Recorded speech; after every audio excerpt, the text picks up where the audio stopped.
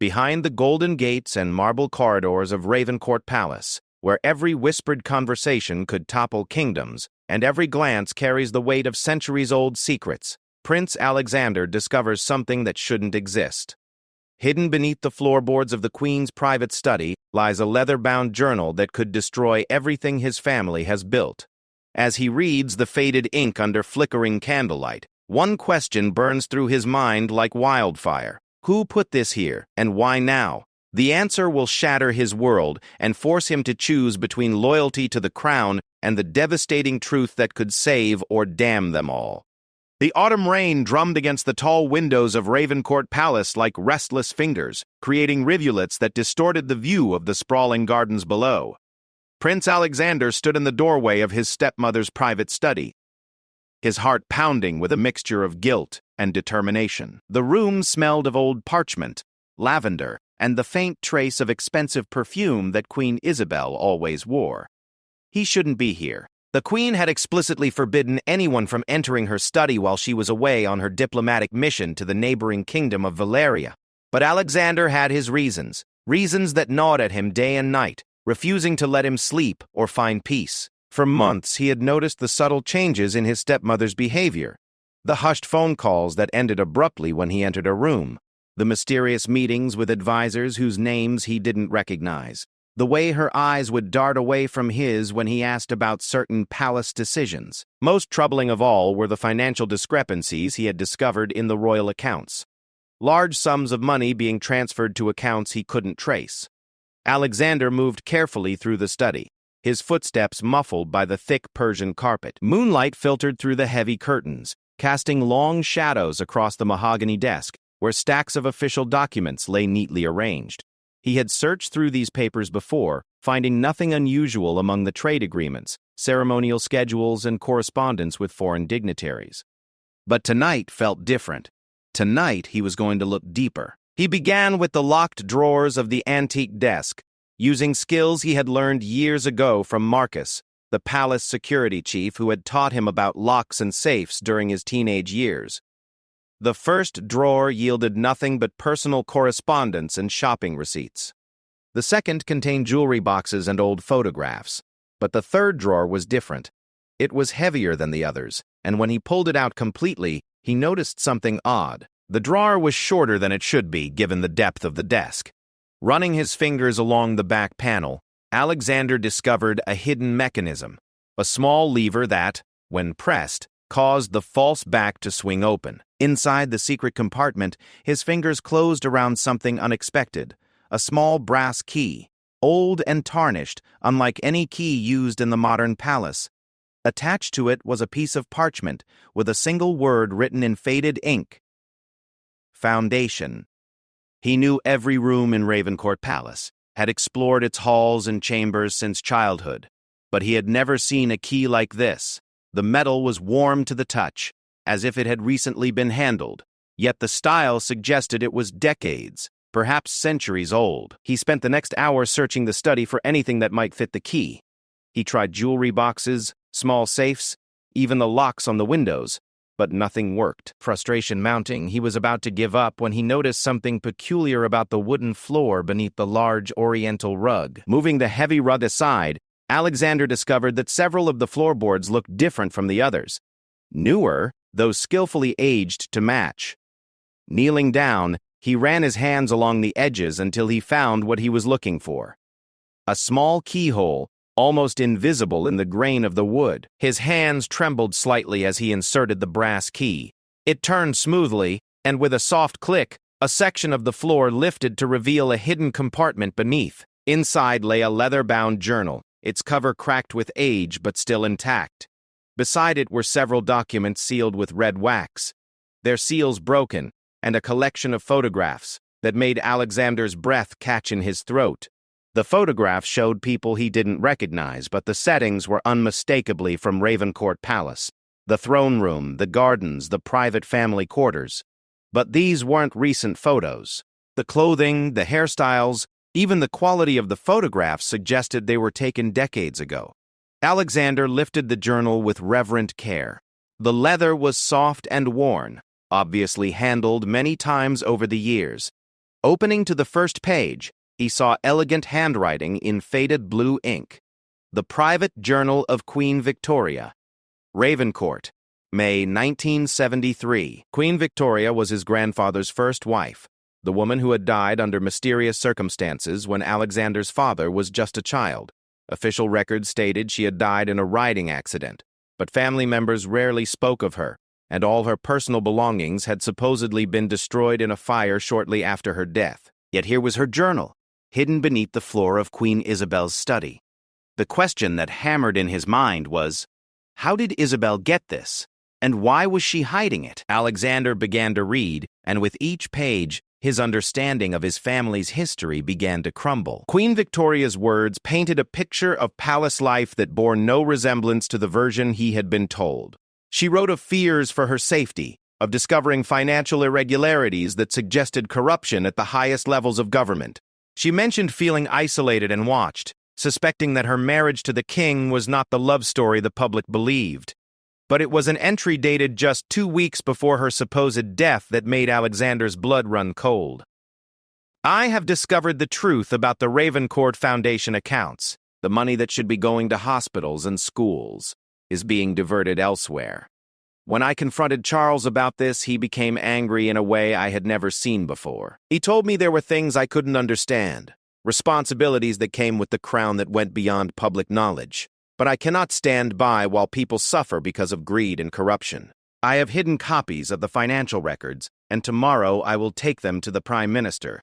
Charles doesn't know, but I fear what will happen when he finds out. If something happens to me, I pray someone will discover this journal and know that I died trying to do what was right. Alexander's hands shook as he turned the page, but the entry ended there. The next pages had been torn out, leaving only ragged edges as evidence of what had once been written. He set the journal aside and examined the sealed documents. Breaking open the wax seals, he found exactly what Queen Victoria had referenced: financial records showing systematic diversion of funds from the Ravencourt Foundation, a charitable organization that was supposed to support education and healthcare initiatives throughout the kingdom. But these weren't records from the 1970s. The dates on these documents were recent, some as current as last month. The same pattern of financial manipulation that Queen Victoria had discovered was still happening, still stealing money meant for the people who needed it most. Alexander's mind raced. If Queen Isabel had these documents, it meant she either knew about the corruption or was actively participating in it. But why would she keep Queen Victoria's journal? What was her connection to events that had happened decades before she even married into the royal family? The sound of footsteps in the corridor outside made Alexander freeze. The queen wasn't supposed to return from Valeria for another 3 days, but someone was definitely moving through the palace. Moving quickly but quietly, he replaced everything in the hidden compartment, locked it, and moved the rug back into position. Just as he finished, the study door opened, and Queen Isabel entered, her travel clothes suggesting she had just arrived. Her eyes immediately found Alexander, and her expression shifted from surprise to something harder to read. "Alexander," she said, her voice carefully controlled. "I didn't expect to find you here. I was looking for you," Alexander replied, his mind racing to find a plausible explanation for his presence. "There's been a problem with the trade negotiations. Minister Harrison wanted to brief you as soon as you returned." Queen Isabel studied his face for a long moment, and Alexander felt as though she could see straight through his lie. "I see," she said finally. "And this problem couldn't wait until morning? The Valerian ambassador is leaving tomorrow." Harrison felt it was urgent. She nodded slowly, but her eyes never left his face. "Very well. I'll speak with him first thing in the morning. You should get some rest, Alexander. You look tired." As he moved toward the door, Queen Isabel's voice stopped him. "Alexander, in the future, if you need to reach me, please use the proper channels. My study is private for good reasons." "Of course," he replied, not trusting himself to say more. Walking back to his own chambers, Alexander felt the weight of what he had discovered pressing down on him like a physical force. Everything he thought he knew about his family, about the palace, about the very foundation of their royal legacy, had been built on lies. But even more disturbing was the question that plagued him as he tried unsuccessfully to sleep. If Queen Isabel had Queen Victoria's journal, and knew about the corruption that had likely led to Victoria's death. What did that make her?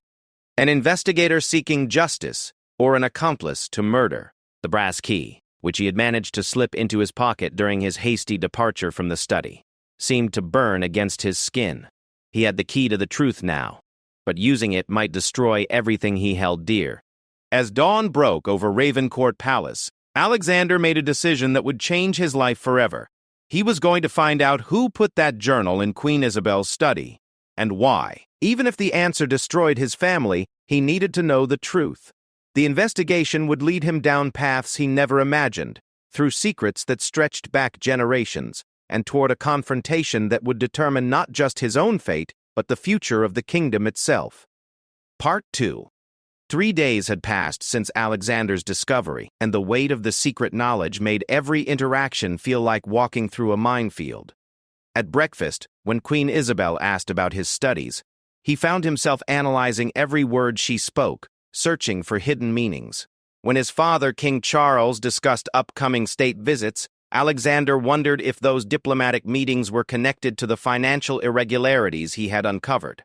The brass key had become his constant companion, hidden in an inner pocket of his jacket. During quiet moments, he would run his fingers over its worn surface, feeling the responsibility it represented, pressing down on him like a stone. On the fourth morning, Alexander made a decision. He needed allies, people he could trust, to help him navigate the dangerous waters he had stumbled into. His first stop was the palace library, where he hoped to find Dr. Margaret Thorne, the royal historian who had been documenting the Ravencourt family legacy for over 20 years. Dr. Thorne was exactly where he expected to find her, surrounded by towers of books and historical documents in the library's research section. She was a woman in her 60s, with silver hair pulled back in a practical bun and intelligent brown eyes behind wire-rimmed glasses. More importantly, she was one of the few people in the palace who had known Queen Victoria personally. "Your Highness, Dr. C. Goon," Thorne said, looking up from a manuscript she was examining. "How can I help you today?" Alexander glanced around to ensure they were alone, then pulled up a chair beside her desk. "Dr. Thorne, I need to ask you about Queen Victoria, about the circumstances of her death." The historian's expression immediately became guarded. "That's ancient history, Your Highness. Why this sudden interest?" "Because I've discovered some things that don't match the official story," Alexander said quietly. "I need to know what really happened to her." Dr. Thorne was silent for a long moment, studying his face. Finally, she set down her pen and leaned back in her chair. "What exactly have you discovered?" Alexander hesitated, then decided to trust her. From his jacket, he produced photocopies he had made of several pages from Queen Victoria's journal. Thorne's eyes widened as she recognized the handwriting. "Where did you find these?" she whispered. "Hidden in Queen Isabel's study, along with current financial documents that show the same pattern of corruption Queen Victoria wrote about." Thorne's hands trembled slightly as she examined the pages. "I knew something was wrong back then," she said, her voice barely audible. "Victoria came to me just days before her death. She was frightened, said she had discovered something terrible about the Foundation accounts. She asked me to help her research the Foundation's history, to see if the corruption went back further than she had realized." "What did you find?" "The Foundation was established in 1952 by your great-grandfather, King Edmund, supposedly as a charitable organization to support education and health care. But when Victoria and I dug deeper, we found evidence that from almost the beginning it had been used as a way to funnel money to private accounts. We discovered a network of shell companies, fake contractors, and inflated invoices that had been siphoning millions over the decades." Alexander felt his world shifting beneath him. "My great-grandfather knew about this? We couldn't prove it definitively before Victoria died, but the system was too sophisticated, too embedded in palace operations for him to have been completely unaware." Thorne paused, choosing her words carefully. "Victoria was going to present our findings to Parliament. She had an appointment with the Prime Minister scheduled for the day after she died, but she died in a riding accident." Dr. Thorne's expression darkened. "That's what the official report said. But I saw her the day before she died, Alexander. She was an expert horsewoman, had been riding since childhood. The horse they said through her was one she had ridden hundreds of times before. It never made sense to me. Are you suggesting she was murdered? I'm suggesting that there were people with a lot to lose if her information became public. After her death, all her personal papers were supposedly destroyed in a fire. I always wondered how convenient that was. Alexander leaned forward. Dr. Thorne, there's something else. The journal wasn't the only thing hidden in Queen Isabel's study. There were recent financial documents showing the same pattern is still happening.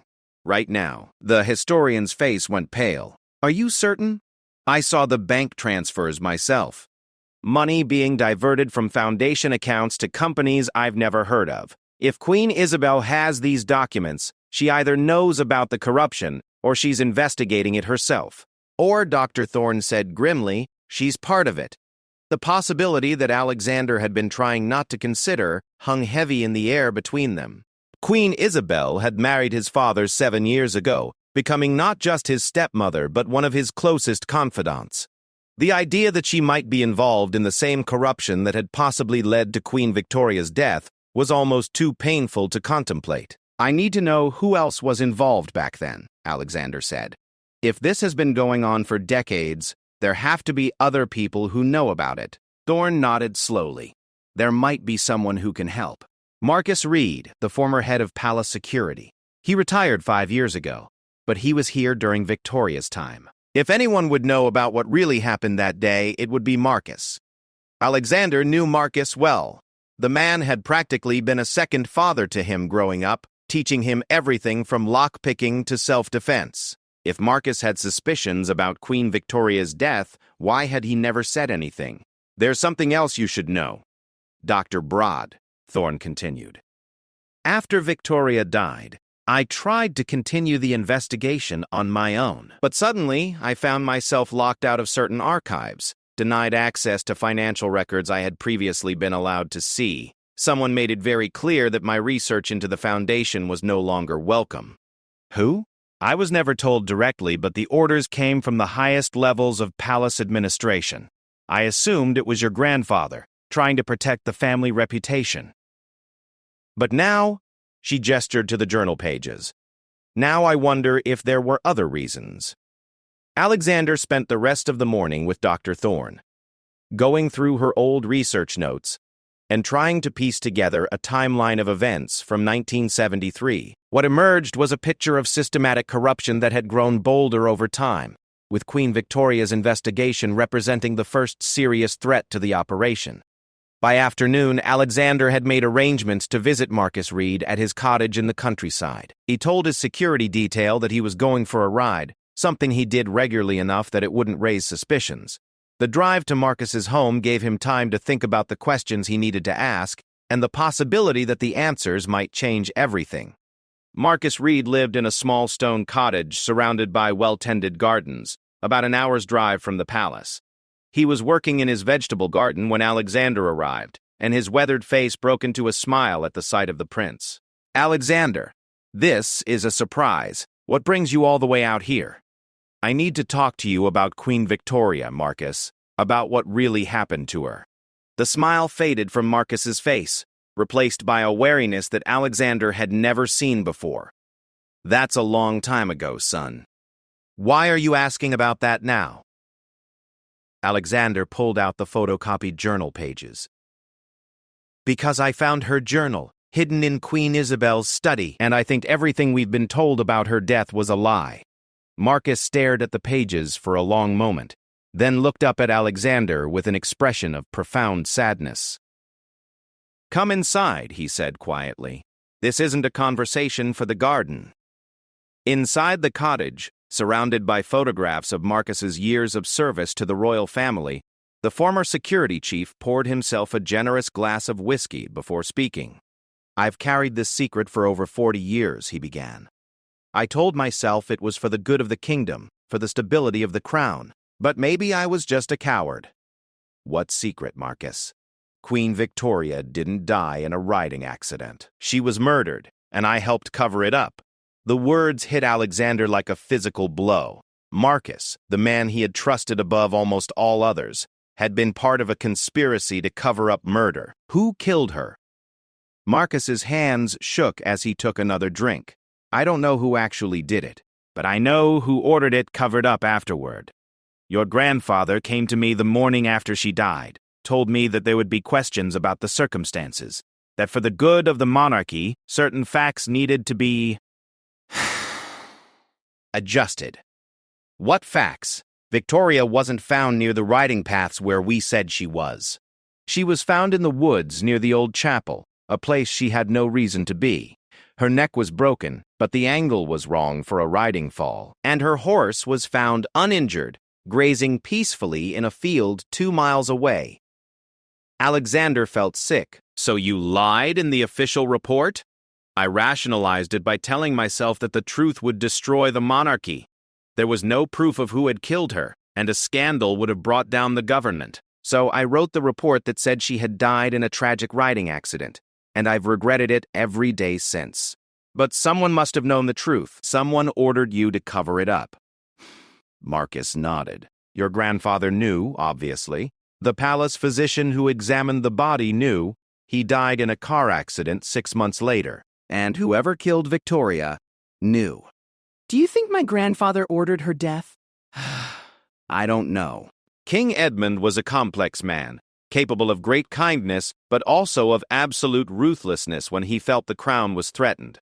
If he believed Victoria's revelations about the foundation would bring down the monarchy, Marcus shrugged helplessly. Alexander stared out the cottage window, trying to process everything he had learned. His family's legacy was built on lies and corruption, possibly even murder. And now Queen Isabel had somehow obtained evidence of all of it. Marcus, there's something else. The corruption Victoria discovered is still happening. I found recent financial documents showing the same pattern of theft from the foundation accounts. Marcus's face went pale. Are you certain? I saw the bank transfers myself. Millions of pounds being diverted to accounts that don't seem to exist. Then, whoever killed Victoria failed to stop the investigation. They just delayed it by 40 years. As Alexander drove back to the palace that evening, he felt the weight of responsibility crushing down on him. He now had evidence of both historical and current corruption, possible murder, and a cover-up that reached to the highest levels of the royal family. But he still didn't know Queen Isabel's role in all of this. Was she an investigator trying to expose the truth? Or was she part of the conspiracy? The answer to that question would determine not just what Alexander did next, but whether he could ever trust anyone in his family again. Back at the palace as he walked through corridors where kings and queens had made decisions that shaped nations, Alexander realized that he was about to face a choice that would define not just his own future, but the future of the monarchy itself. The truth was a dangerous weapon, one that could destroy everything his family had built over generations. But justice for Queen Victoria, and for all the people who had suffered because of the stolen charity funds, demanded that the truth be told. Tomorrow, he would have to decide which was more important, protecting the crown or exposing the corruption that had stained it for decades. Part 3. The next morning brought an unexpected complication that changed everything. Alexander thought he knew about the situation. He was awakened before dawn by his personal secretary, James, who looked both frightened and confused. "Your Highness," James said, his voice trembling slightly, "Queen Isabel has requested an immediate private meeting with you. She said to tell you it concerns the documents you've been looking for." Alexander's blood ran cold. Queen Isabel knew that he had discovered the hidden compartment in her study. The question was, how long had she known, and what did she plan to do about it? Where does she want to meet? "The blue drawing room, sir. She said to come alone and to bring anything you might have taken." Alexander dressed quickly, his mind racing through possible scenarios. Queen Isabel could be planning to confront him about his unauthorized investigation, possibly to threaten him into silence. Or she could be preparing to reveal her own role in the corruption, either as perpetrator or as investigator. There was also the terrifying possibility that she was involved in Queen Victoria's death and saw Alexander as a threat that needed to be eliminated. The brass key felt heavy in his pocket as he made his way through the quiet palace corridors toward the blue drawing room. The early morning light filtering through the tall windows cast long shadows that seemed to follow him like accusations. Queen Isabel was waiting for him, standing by the window with her back to the door. She turned as he entered, and Alexander was surprised to see that she looked tired. Older somehow than she had just days before. More surprisingly, she looked relieved. "Alexander," she said, her voice softer than he had expected. "Thank you for coming. Please, sit down. We have a great deal to discuss." He remained standing, his body tense and ready to flee if necessary. "You know what I found." "I know exactly what you found, because I put it there for you to find." The statement hit Alexander like a physical blow. "What?" Queen Isabel moved to a sideboard and poured 2 cups of tea with hands that shook slightly. "I've been trying to find a way to tell you the truth for months, Alexander, but the situation is so dangerous, so complex, that I needed to be certain you could handle it. When I saw you searching my study 3 weeks ago, I realized you were ready to know everything." 3 weeks ago? But I was careful. The palace has security cameras, Alexander. I've been watching you search for answers, watching you grow more suspicious and more determined. I knew that eventually you would find a way into the hidden compartment. So I made sure that when you did, you would find exactly what you needed to understand the truth. Alexander sank into a chair, his mind reeling. "You've been manipulating me. I've been protecting you while preparing you for what's coming." Queen Isabel sat across from him, her expression serious but not unkind. "Alexander, your life is in danger. The same people who killed Queen Victoria want to kill you too, because they believe you know too much about their operation." "What operation?" "The corruption you discovered in the Foundation accounts is just the tip of the iceberg. For over 50 years, a group of people connected to the royal family has been using the monarchy's charitable organizations as a front for money laundering, weapons dealing, and other criminal activities. Queen Victoria stumbled onto it by accident, and they killed her to keep her quiet." Alexander stared at her. "Are you saying my grandfather was involved in arms dealing?" "Your grandfather was a good man who made a terrible mistake. When Victoria brought him evidence of the financial irregularities, he confronted the wrong people about it. Instead of going to the authorities, he tried to handle it within the family. That decision cost Victoria her life and allowed the criminal network to grow even more powerful over the decades." Queen Isabel reached into her purse and pulled out a thick folder of documents. "I've spent 7 years investigating this, Alexander. 7 years gathering evidence, following money trails, and trying to identify everyone involved in the network. What you found in my study represents only a small portion of what I've uncovered." Alexander opened the folder with trembling hands. Inside were bank records, photographs of meetings between royal family members and known criminals, intercepted communications, and financial documents that showed a criminal enterprise worth hundreds of millions of pounds. "Why didn't you go to the police?"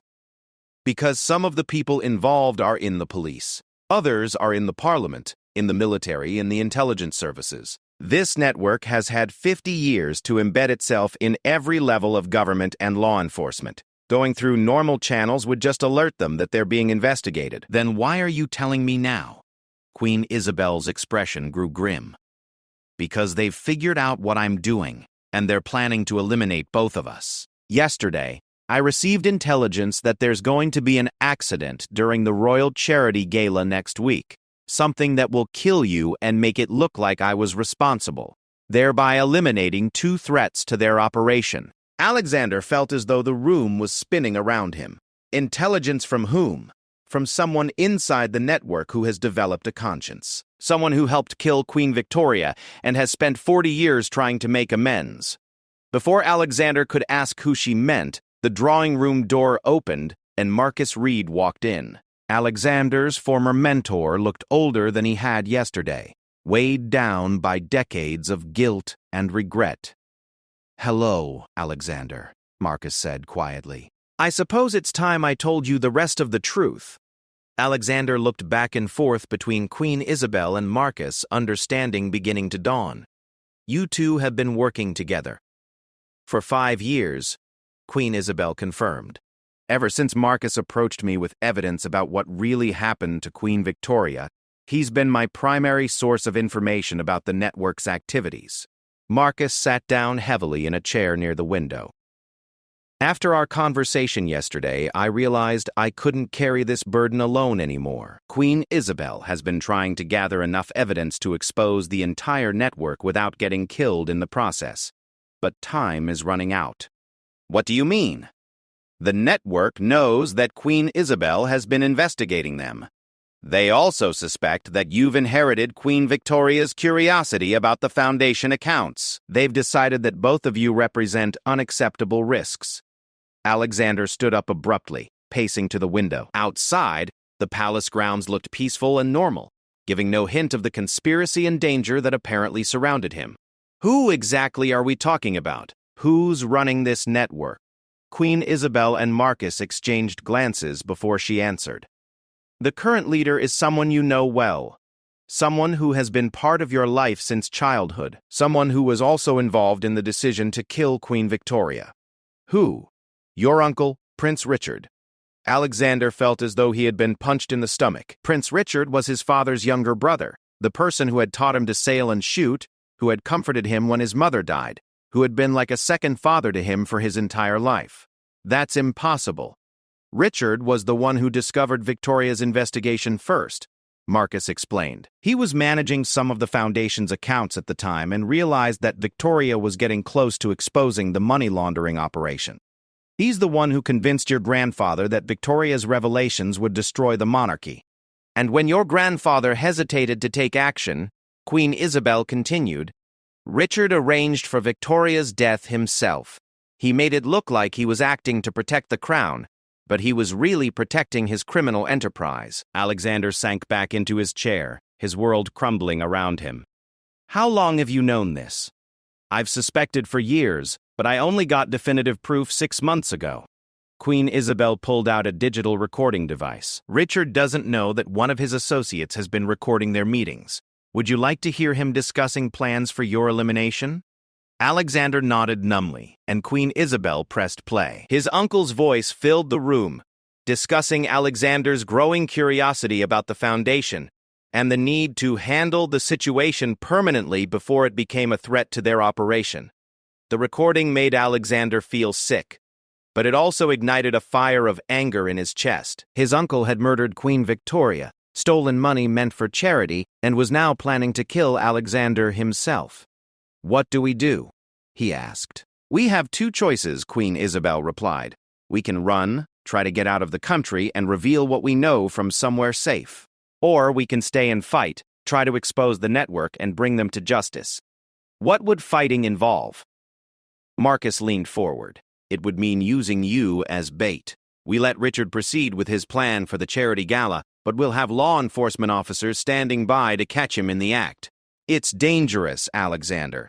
If anything goes wrong, you could end up like Queen Victoria. Alexander thought about Queen Victoria's journal, about her courage in standing up to corruption even when it put her life at risk.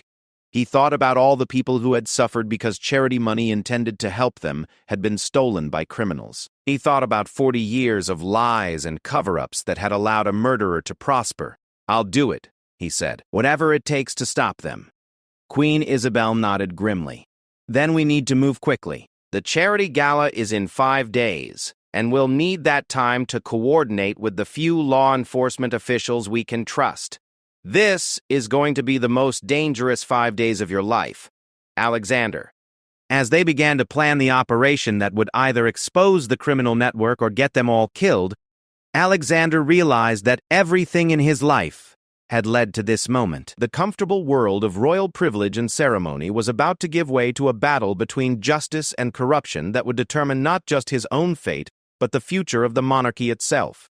The brass key that had started his investigation still sat in his pocket, but now he understood its true significance. It wasn't just the key to a hidden compartment, it was the key to decades of secrets that were finally about to see the light. Part 4. The 5 days leading up to the charity gala passed in a blur of clandestine meetings, careful planning, and growing tension. Alexander found himself living a double life, maintaining his normal royal duties and interactions while secretly preparing to expose the criminal network that had operated within his family for decades. Queen Isabel had revealed the existence of a small group of allies who had been quietly gathering evidence against the network. They included Detective Inspector Sarah Chen from Scotland Yard's Organised Crime Unit, who had been investigating money laundering operations with possible royal connections. David Morrison, a forensic accountant who had discovered irregularities in several royal charities, and Dr. Alina Vasquez, a former intelligence officer who now worked as a private investigator. The plan was elegant in its simplicity. Alexander would attend the charity gala as planned, but he would be wearing a wire that would record any incriminating conversations. The event was being held at Ravencourt Palace itself, which meant that security could be controlled by Marcus and his trusted allies. If Prince Richard attempted to carry out his plan to eliminate Alexander, they would have both audio evidence and multiple witnesses to his attempted murder. But as the day of the gala approached, Alexander began to understand just how sophisticated and dangerous the criminal network had become. Queen Isabel shared intelligence reports showing that several palace staff members were on the network's payroll, including some in positions that gave them access to security information and royal schedules. "We have to assume that Richard knows we suspect something," Queen Isabel told Alexander during a final briefing the morning of the gala. "He's survived this long by being extremely careful and ruthlessly pragmatic. If he senses a trap, he won't hesitate to change his plans or eliminate anyone he sees as a threat." The charity gala was one of the royal calendar's most prestigious events, attended by hundreds of wealthy donors, government officials, and international dignitaries. The theme was Education for All, with proceeds supposedly going to build schools in developing countries. The irony wasn't lost on Alexander that an event meant to help children was being used as cover for criminal activities. As guests began arriving that evening, Alexander stood in the palace's grand ballroom, wearing formal military dress uniform and the recording device hidden beneath his ceremonial sash. He watched Prince Richard work the room with the smooth confidence of someone who had spent decades perfecting his public persona. Richard looked every inch the beloved royal uncle, charming, dignified, genuinely interested in the charitable cause. To the outside world, he was a pillar of the monarchy, a man who had devoted his life to public service. Only Alexander now knew the truth about what lay beneath that carefully constructed facade. "You look nervous, nephew," Prince Richard said, approaching Alexander with 2 glasses of champagne. "Everything all right?" "Just thinking about all the good work these donations will do," Alexander replied, accepting the glass while studying his uncle's face for any sign of deception. "Indeed, though I sometimes wonder if we're fighting a losing battle against corruption and inefficiency. So much money intended for charity seems to disappear before it reaches the people who need it most." The statement was delivered with perfect sincerity, but Alexander now understood it as a form of psychological torture. Richard was basically confessing to his crimes while appearing to condemn them. "I suppose that's why oversight is so important," Alexander said carefully, making sure every pound goes where it's supposed to go. Something flickered in Richard's eyes, a momentary hardness that disappeared so quickly Alexander almost missed it. "Absolutely. Though sometimes too much oversight can be problematic. There are aspects of charitable work that require discretion, flexibility. Not everything can be subjected to public scrutiny." Before Alexander could respond, Queen Isabel approached them, her smile bright and her manner relaxed, despite the danger they were all in. "Richard, Alexander, I hope you're not discussing business at what's supposed to be a celebration," she said, linking arms with both men in a gesture that appeared affectionate but positioned her perfectly to hear their conversation. "Just talking about the importance of accountability in charitable work," Richard replied smoothly. "Something I'm sure you appreciate, given your own involvement with the Foundation's Oversight Committee." "Absolutely. In fact, I've been reviewing some of the Foundation's historical records recently. Fascinating to see how the organization has evolved over the decades." Alexander saw Richard's jaw tighten almost imperceptibly. "Historical records can be misleading, Isabel. They don't always tell the complete story." "How do you mean?" "Well, take Queen Victoria's time, for example. The official records make it appear that she was actively involved in Foundation management. But those of us who knew her understood that she had very little actual knowledge of how the organization operated. The lie was delivered so smoothly that Alexander might have believed it if he hadn't read Victoria's journal. His uncle was rewriting history even as they spoke, minimizing Victoria's investigation to make it seem insignificant. "Really?" Queen Isabel said, her voice carefully neutral. "I had the impression she was quite thorough in her review of the Foundation's activities. Victoria was many things, but she wasn't particularly good with financial details. She had some concerns about certain accounting practices, but they were based on misunderstandings rather than actual problems." Alexander felt anger building in his chest. Richard wasn't just confessing to murder. He was dismissing Victoria's legitimate concerns as the confused worries of a woman who didn't understand business. "It's fortunate that those misunderstandings were cleared up before they could cause problems," Alexander said, his voice tight with controlled emotion. Richard looked at him sharply. "Yes, very fortunate. Sometimes problems resolve themselves in unexpected ways."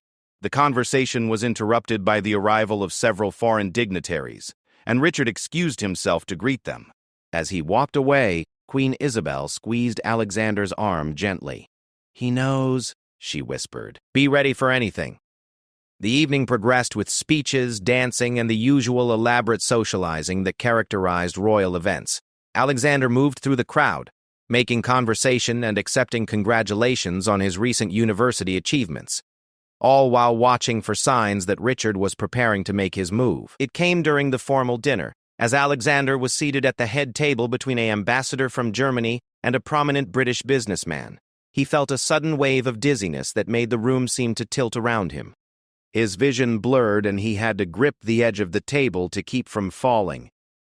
"Your Highness, are you feeling well?" the German ambassador asked with concern. Alexander tried to respond, but his words came out slurred and unclear. Looking across the room, he saw Prince Richard watching him with an expression of apparent concern that didn't quite reach his eyes. The champagne. Richard had handed him the glass at the beginning of the evening, and Alexander had been sipping from it throughout the night. Whatever had been added to it was now taking effect, and he was surrounded by hundreds of people who would witness what would appear to be a tragic medical emergency. Fighting through the growing fog in his mind, Alexander managed to catch Queen Isabel's attention across the room. She took one look at his condition and immediately stood, moving toward him while discreetly speaking into a small communication device. "Ladies and gentlemen," Queen Isabel announced in a voice that carried across the ballroom, "I'm afraid Prince Alexander is feeling unwell. We're going to take him to the palace medical facility as a precaution." As palace security moved to assist Alexander, he saw Prince Richard approaching with what looked like a syringe partially concealed in his hand. The plan was becoming clear. Richard intended to finish the job with what would appear to be emergency medical treatment. But as Richard reached Alexander's side, Detective Inspector Chen and her team emerged from their positions around the room. They had been disguised as catering staff, security personnel, and even guests waiting for exactly this moment. "Prince Richard," Inspector Chen said in a voice that cut through the confused murmur of the crowd, "you're under arrest for the attempted murder of Prince Alexander and the murder of Queen Victoria." The ballroom erupted in chaos as Richard realized he had been caught. For a moment, he stood frozen, the syringe still in his hand, his carefully maintained facade finally cracking to reveal the cold calculation beneath. Then he lunged toward Alexander with the syringe, but Marcus Reed was ready for him. The former security chief tackled Richard to the ground, the syringe flying across the marble floor to shatter against a pillar. As the police moved in to restrain Richard, Alexander felt the effects of whatever drug had been in his champagne beginning to fade. Queen Isabel was beside him now, supporting him as he struggled to remain conscious. "It's over," she said quietly. "The recording devices caught everything, and we have teams moving to arrest the other network members as we speak." Alexander looked at his uncle, now handcuffed and being read his rights by Inspector Chen. Richard's eyes met his across the chaotic ballroom, and Alexander saw no remorse there, only rage at being outmaneuvered. "This won't stop anything," Richard called out as the police led him away. "You have no idea how deep this goes, how many people are involved. You've won one battle, but the war is far from over." As the ballroom slowly emptied and the other guests were escorted away for questioning, Alexander sat in a chair by the windows, watching the flashing lights of police cars illuminating the palace grounds. The monarchy he had grown up believing in, based on honor, service, and moral authority, had been revealed as corrupted by decades of criminal activity. But perhaps, he thought, that was exactly why the truth had needed to come out. The crown could only maintain moral authority if it was actually moral. Justice for Queen Victoria and accountability for the stolen charity funds was more important than protecting the reputation of an institution built on lies. Queen Isabel sat down beside him, looking exhausted but relieved. There will be investigations, trials, public scrutiny like the royal family has never faced before, she said. Are you ready for that? Alexander thought about Queen Victoria's words in her journal, about her determination to do what was right, even if it cost her everything. He thought about all the children who had been denied education because charity money meant for them had been stolen. He thought about 40 years of lies that had been allowed to stand because the truth was inconvenient. The monarchy will survive, he said finally, but only if we prove that we're worthy of it. Outside, dawn was beginning to break over London, casting new light on a palace that had finally been forced to confront the darkness within its walls. The brass key that had started Alexander's investigation was still in his pocket, but he no longer needed it to unlock the truth. The truth was finally free, and with it, the possibility that the crown could once again represent the values it claimed to embody. A justice had been delayed for 40 years, but it had not been denied. Queen Victoria could finally rest in peace.